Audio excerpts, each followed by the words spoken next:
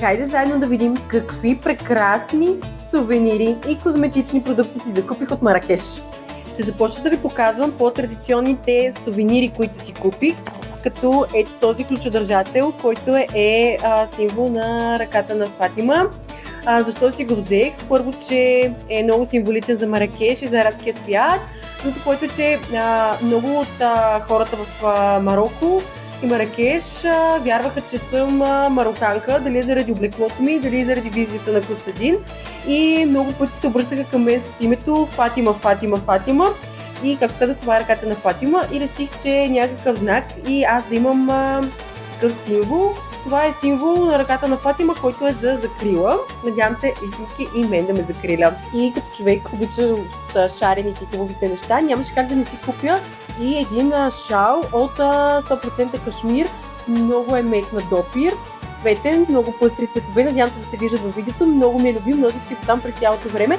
Сигурно съм, че ще продължа да си го нося в България или в други почивки, на които отивам. Така, продължавам. Купих си ето този малък съд за подправки, тук се слагат, който ще ми седи на масата. Показва формата на тажините. Тажин е традиционен съд за приготвяне на храна в Маракеш. Нещо като нашите гювечи, в него се слагат месо, зеленчуци, след това директно на жърта. Става изключително вкусно, обих се да ям тажини, много ми хареса. Нямаше как да си донеса един голям тажин за готвяне вкъщи в багажа, но пък за сметка на това си купих ето такъв малък съд, който да си държа подправка на масата и когато ми дойдат гости да сервирам, дори и за себе си да го правя. Знаете, че много обичам чай и си купих ето такъв малък чайник, типичен за Мароко и Маракеш. За такъв чайник ми сервираха редовно чая, така че когато ми дойдат гости, когато аз реша да пия чай, може и в готов чай да ми ръкълбой да си направя, ще си го правя в този чайник и ще си го сервирам, за да ми бъде хубаво. Много е симпатичен, нали? Сигурно съм, че на вас ще ви хареса. И така, сега ще ви покажа козметичните продукти, които си купих. Това нещо вече ви го показвах. Сигурна съм, че и по видеото видях, че доста интерес пробуди. Показвам отново. Чакайте, че сложих много от водата. Червен цвят, може да се слага и на бузите и на устните. Ще ви покажа в отделно видео как се използва. Много запитвания имах за това нещо, дали е хигиенично, как се използва. Много голям интерес има към него. Ще направя отделно видео как се използва. Сега сигурна съм, че няма да го използвам всеки ден. Не е най-практичното червило на света, но пък е много атрактивно и мен лично много ме радва. Е един страхотен сувенир. Нещо друго. Започвам с козметиката. Ходихме до... ще ви покажа също така в отделно видео, но ходихме до водопадите Узут, където има и магазин и ферма на оригинално биоарганово масло, което ръчно се извлича. Разбрахме, че за да си имаш наистина хубаво органово масло, трябва да бъде сертифицирано и съответно си купихме няколко крема. Това е крема на Костадин, крем за лице. Ако ви кажа защо реши той да си купи, това е много смешно.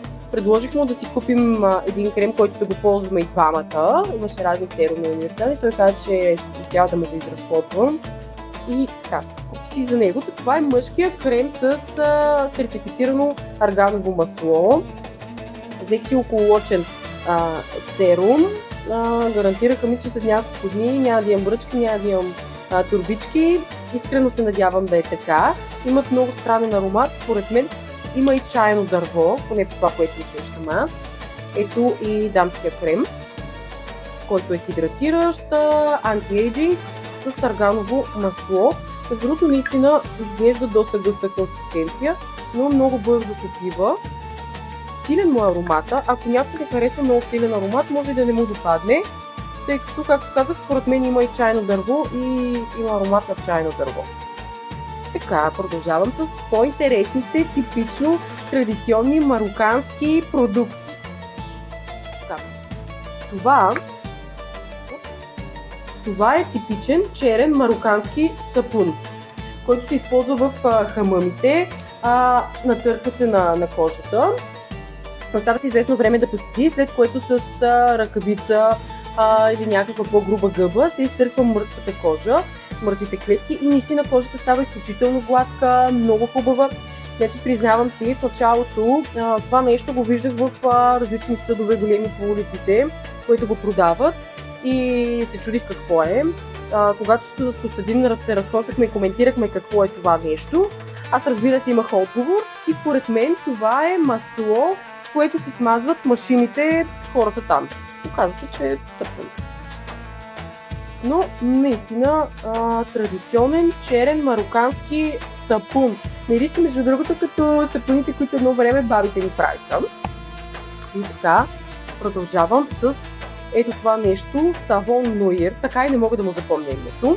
Има го на прах и може да си го купите и вие да си го смесвате с вода, с розова вода или нещо, да си правите маска на лицето. Аз си го взех готово в ето такава консистенция, като гел. И сега ще ви покажа. Нанася се върху кожата. Между другото е страхотно, маха пигментация, изсветлява кожата, прави равен пена, маха стри, белези. Остава се така да поседи малко на кожата. Сега човека ми каза 10 минути да седя, аз нямам такова търпение да вляза в банята и след това 10 минути да седя синя просто на едно място. Но и по-бързо се случват нещата. Сега ще ви покажа.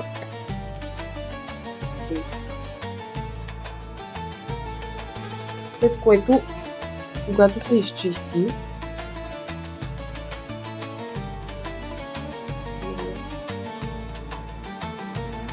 дали ще успея да го изчистя толкова хубаво сега с този спрей, защото е наистина много наситен синият цвят и се надявам да може да видите на камерата разликата в цвета на кожата. Колко по-бяла, хидратирана и нежна е и не е от спрея, а наистина кожата е супер гладка. Само след видяхте няколко секунди този продукт е бил на кожата на кожата ми. Надявам се да съм ви била полезна, не съм си закупила чак толкова много неща от Маракеш, тъй като нямаше как да ги донеса, но при следващото ми пътуване ще си купя още много, защото наистина има какво да си купи човек от Маракеш.